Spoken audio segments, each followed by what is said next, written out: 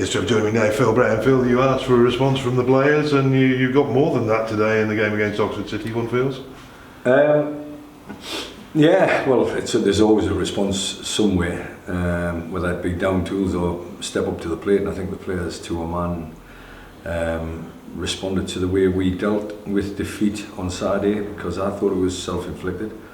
Having got a goal up, and I have to obviously harp on about the fact that it's our only defeat, but having got a goal up early on in the game against Warrington, I think we allowed the opposition to get back at us and sort of meet us on a level playing field, and without being disrespectful, I don't think they were on a level playing field in terms of ability. So when you bang that drum to your own players, you want to see that kind of ability response, and I think the majority of the ability response came from the fact that it was a great surface, that the atmosphere was brilliant. 2,500 supporters turning up. I thought was absolutely delighted with the bank holiday weekend that we just had.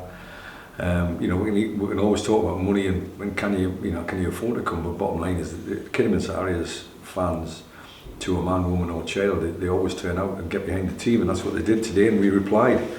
I think it was a little bit sticky in the first 10-15 minutes, but I think they'd done their homework on us and they'd played in a certain way that was nowhere near like the normal team that you would play against. The style of football that Oxford City have played in the first 4 games was totally foreign to what they did. They had obviously worked at a system and a way of playing, and they decided to go into the front man a little bit earlier than what they've normally played.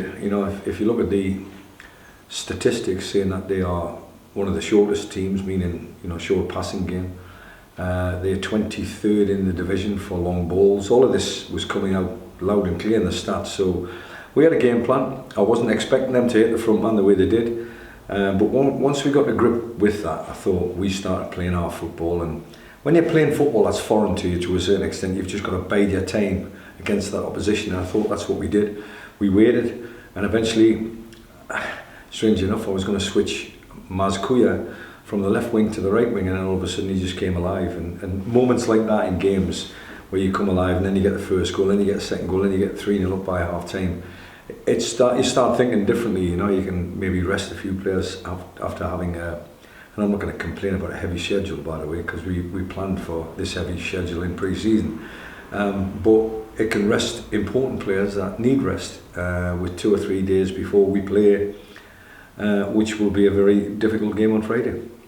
Yeah, the way the team played, you must be pleased, as many fans were. Yeah, so to have that rousing reception at the end of the first half and the end of the game. Yeah, there was some wonderful football played in that.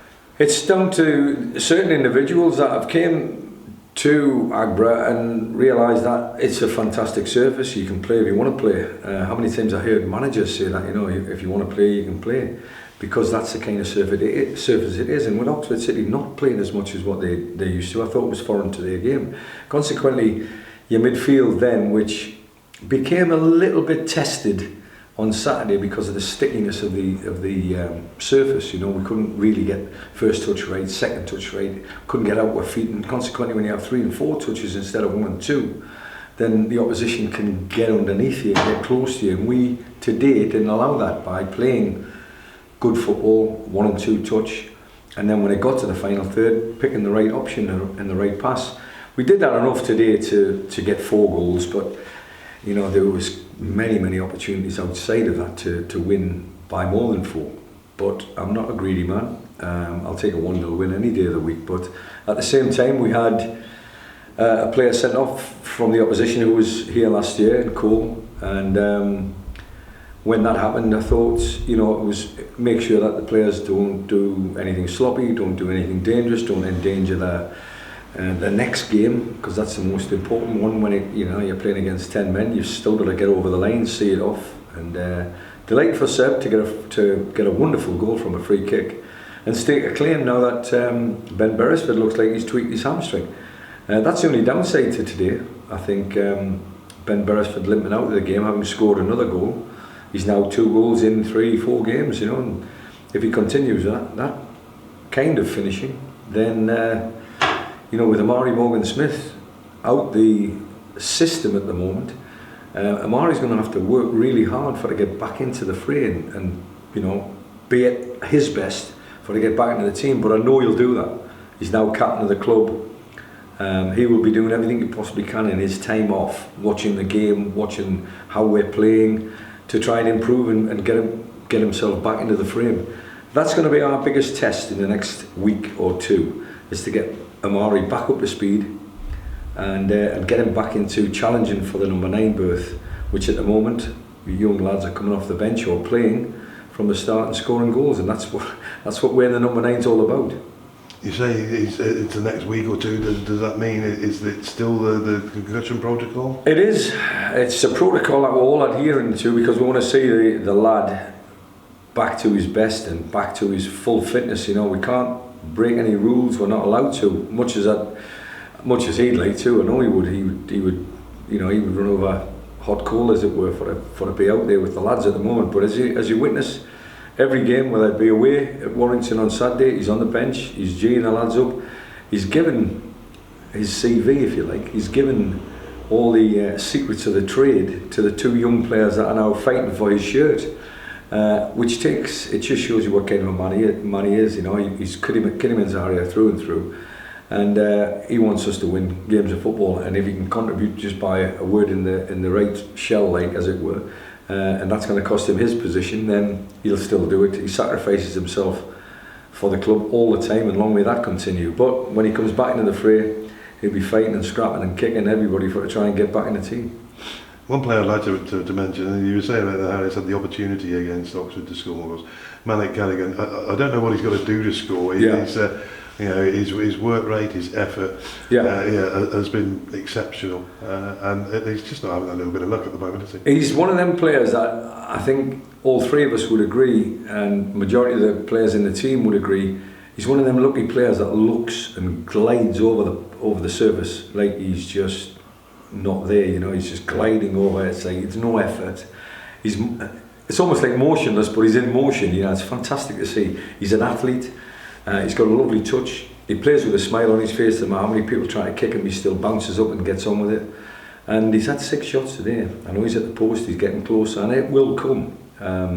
But we said that about Brownie last year, if truth be known. And now Brownie, the floodgates are opening. He's getting into opportunities, he's getting into positions. He should have scored again today. So we're creating chances.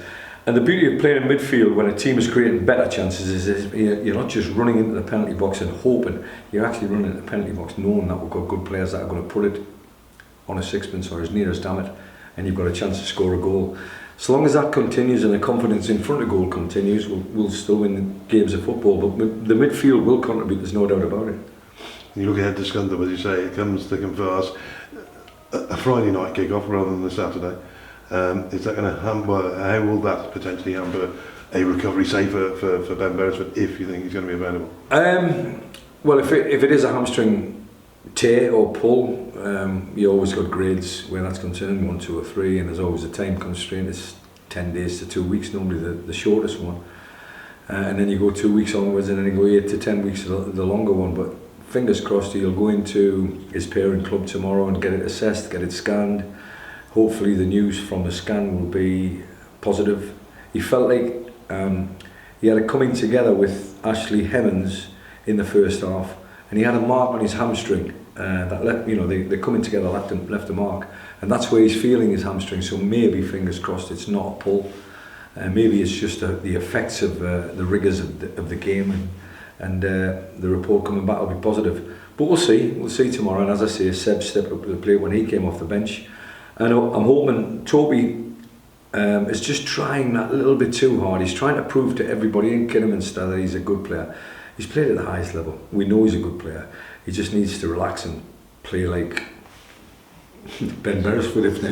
You know, it's young versus old. It's players that have been there, seen it, and done it, and ones that haven't and have got no fear. So put them all together, you'd have that lovely mix, wouldn't you? I've got the experience of him and the experience of that and the experience of this. But bottom line is, you know, we've got enough in the forward line, we've got enough in the final third, I think, at this moment in time to create chances. So if I was playing number 9 for Kidderminster Harriers, I'd be expecting 20-30 goals this season. That's why Amari wants to get back as quickly as he possibly can. Phil, thank you. Just a quick touch on himself. I know you've mentioned him already, but he's another player who's had to be patient. Not so much today or even this season, but since he's been in the building. I know he's been a bit of a project as such, but we're trying to debate whether that might actually be his first goal in senior men's football. And if it is, it's a real moment and hopefully something he can use to build on confidence-wise. You're talking about Seb, aren't you? And when he got on that ball, a lot of the times you see them in training, the players, and I always like to see the lads that grab a bag of balls at the end of training. Especially the younger ones, you know, that are practicing on something that they can see in their own heads, but maybe the coach can't see, and therefore doesn't allow them to take that free kick on a Saturday or a Tuesday or a match day.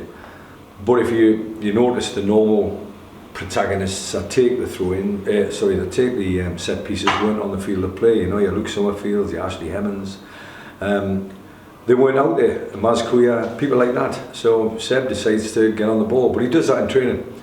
I kept on turning to the bench and saying, Seb's got the dipper, and it was just that length of shot, as it were, for to get it down underneath the crossbar. But he struck the ball with a venom, but it had control at the same time, so it was a lovely moment for him.